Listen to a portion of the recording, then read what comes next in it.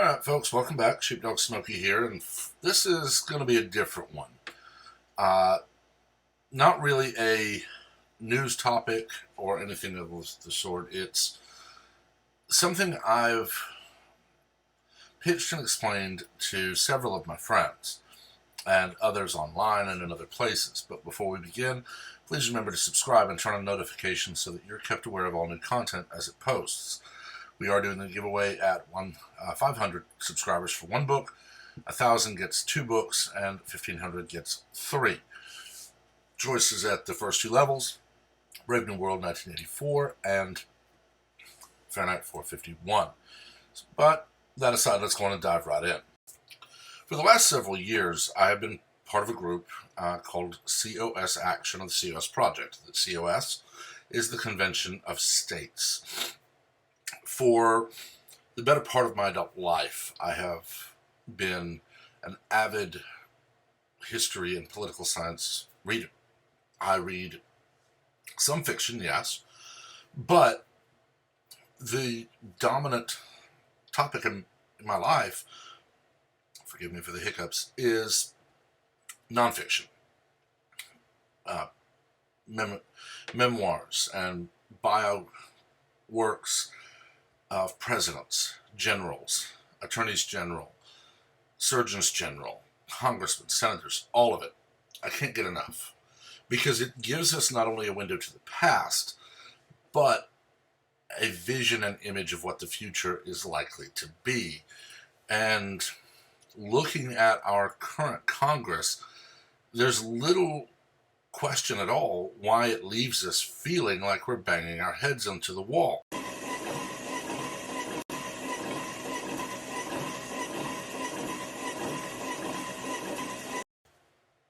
Just over 240 years ago, the founders gave us a nation. We had fought a bloody revolution and won our independence. They framed the Constitution and the Bill of Rights the way they did very, very specifically, and for good reason. They had escaped a country that ruled with an iron fist. King George very much was a tyrant. It was his way or the highway. Parliament was there really in their minuscule role to back him up. It wasn't until later that the monarchy became a figurehead only, with very little power other than ceremonial. But they knew the danger in that. So they framed the Constitution, splitting the government into three branches: legislative to make the laws, executive to enforce the laws, and judicial to interpret the laws and rule if they are or not constitutional. Just 2 short centuries later, we have a judiciary that seems to feel their obligation is to find a way to make a law constitutional. Very famously, that happened with the Affordable Care Act, and the Supreme Court finding a way to rule it was constitutional. Today we have a legislature that seems to believe they can tell you anything and everything is a right, and anything and everything they want you to be stripped of is not. We have had decades of the Constitution is a living, breathing document. Yet when you apply that logic and say, well, if the founders couldn't have envisioned the AR-15, and thus that isn't covered under the Second Amendment, then they could not have envisioned smartphones and computers and Twitter and Facebook and Instagram, so those are not covered by the First Amendment. They instantly become defensive, and they will tell you in very loud tones that you're wrong. Any form of speech they deem a form of speech is protected by the First Amendment. But any firearm they deem dangerous, as if any firearm is anything but a tool that, if handled improperly, is dangerous, well, that's not covered by the Second Amendment. They ignore that the puckle gun, very much the precursor to the modern automatic machine gun, was available for purchase prior to the United States becoming a country. The Italians were already well on their way to the Italian repeating rifle. So firearms technology was advancing already at a very fast clip in the 1770s. The reason the United States did not use them against Britain, we could not afford them. Britain didn't see us as a threat, so they didn't use them. We used cannons on the water and from the land towards the water, and we used muskets and flintlocks on land. And it was really just our tactics of not fighting in rows in an open field and not saying, well, he's an officer trying to kill us, but he's an officer, so we can't even look at it. And that, of course, proved to be the reason that Britain lost. The First Amendment was written because in Great Britain, you did not have freedom of religion. Henry VIII famously left the Catholic Church and founded the Church of England simply so he could divorce his wives if they failed to bear him a son. It became the national religion. Yes, there were still Catholic churches and Catholic priests, but they were not really supposed to be there, and if the king decided to take action, they were driven away or killed. Freedom of speech was non-existent. You could not speak out against your government. You could not speak out against the lord of the land you lived on, or your local duke, or viscount, or whatever. So they realized that these are inherent rights of free men and free women. So they enshrined freedom of religion, freedom of the press, freedom of speech, freedom of assembly to peaceably protest, very important, and freedom to petition for a redress of grievances in the First Amendment. The Second Amendment enshrines the right to keep and bear arms, because a militia, which is not the military, the militia is a civilian organization. One need only look at George Mason to find out what is the militia. I say it is the whole of the American people. There are very few people that are disqualified from joining any militia, and those would be all government officials, lest they resign their post. But a well-regulated militia, meaning that the militia regulates itself, being necessary for the safety and security of a free state, the right of the people to keep and bear arms shall not be infringed. The word people is very poignant here. In the terms of the Constitution, the state is the government. The people would be local governments. In the terms of federal law versus state law, the state is the Fed, the people is the state. In the terms of Texas, the state is Austin, the people would be Dallas, Houston, San Antonio, El Paso, any of those. The people are always the local officials and those running the local area. The Third Amendment and on are all similarly phrased very, very carefully. Yet we have people who are trying to pass laws that would strip us of our Second Amendment, Fourth Amendment, Fifth Amendment, Sixth Amendment rights, First Amendment rights. They want censorship on social media. And don't think that it will stop with Twitter and Facebook. It will continue. So this group, the Convention of States, is working to basically protect the Constitution. And unfortunately, much like I have felt most of my life looking at the government, knowing what I do of history, we have a lot against us. It wasn't that long ago that Barack Obama famously bemoaned that the framers had set up a system that makes it very difficult to change the country. When he said that, millions upon millions of people cheered that that system was in place. Convention of States exists for one purpose: to amend the Constitution. There are two ways to do this. One of them will never happen. It takes a full 2/3 vote in each House of Congress. So 66 in the Senate and 2/3 of 535. Not that good at math. But 2/3 of each House must vote to pass an amendment. That amendment is then sent to the state legislatures, where a full 3/4 of states, or 38 at present, must vote to ratify said amendment. Gun control, removing the First Amendment, 4th, 5th, or 6th, will never pass 38 states. It's very much like the move to dismantle the Electoral College, which would allow New York, California, Washington, Oregon, and maybe one or two other blue states to rule the country when it comes to electing the president.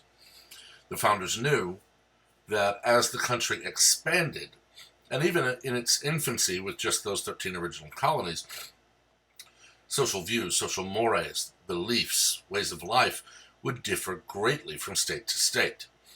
One need only look at the Northeast with New York, D.C., New Jersey, or the far west, California, Oregon, Washington. Look at their industries. Primarily, within Washington, I know Boeing is very big, so that would be manufacturing. You look at California, it's predominantly the entertainment industry. There is some agriculture, but notice the counties that are very agricultural vote Republican. New York pretty much seems to be press, banking, and theater. But if you look at what they call flyover country, you will find miners, farmers, teachers, preachers. You'll find tech. Yes, I famously live in Texas and work in tech. It does happen. But I was raised very much small town Texas values. I remember waking up, waiting for the bus at the end of our driveway, and I could smell cow manure from the neighboring ranchers' herds. As we went to school on that several-mile drive, we would pass cattle ranches. We would pass cornfields, or maybe they were wheat. Could have been barley, or even just coastal for hay. I never knew because I didn't care at the time. During season, we would see people fishing the river, even that early in the morning, and especially coming home. I can remember going by the high school to pick up my sister while we lived in that small town and seeing shotguns and rifles in the back of a truck window, because the boys would be going duck hunting or quail hunting or whatever right after school. We had no problems. We lived and we let live. But then the 1990s, starting in 1992, Joe Biden gave us our gun-free zones, and the push began. And that's one of the main goals of Convention of States, is to enshrine, via a constitutional amendment that should never have been needed, that the United States Constitution shall only ever be interpreted as it is written. If you want to amend it and change that writing, do so. Get the two-thirds vote in both houses and 38 states to ratify. Or the second method, get two-thirds of states, 34, to call for a convention of states, and then 38 to ratify any amendment passed. The second goal is fiscal responsibility. We no longer can tolerate things like we just saw today, where the House passes a bill supposedly aimed at funding the federal response to coronavirus, the Wuhan coronavirus from Wuhan, China, with $8.2, I believe, billion. But enshrined in that bill would be money that violates the Hyde Amendment to go to abortion practitioners, other things that are not related in any way. We need fiscal responsibility that says, basically, no, you can't just spend like it's Christmas and then wonder how to pay for it later. The third, and in my mind, the linchpin, would be term limits. Now, at present, the Convention of States project is not advocating any set term limits. I personally would like to see 4 terms in the House, 2 terms in the Senate. That would be 8 years and 12 years, respectively. There are others who believe it should be different. That is the point of a Convention of States, to allow debate. Currently, we have a good number. I believe it is 16 or 17. It might be different. I haven't been able to check in the last little while. States that have passed a resolution to call for a convention, but we need 34. And that's why I'm making this video. I realize people from other countries are watching. I know that from looking at my analytics. But the vast majority of my audience is American. Talk to your local leaders. Talk to your state leaders. Talk to your governor. Call for a convention of states. This is not a partisan issue.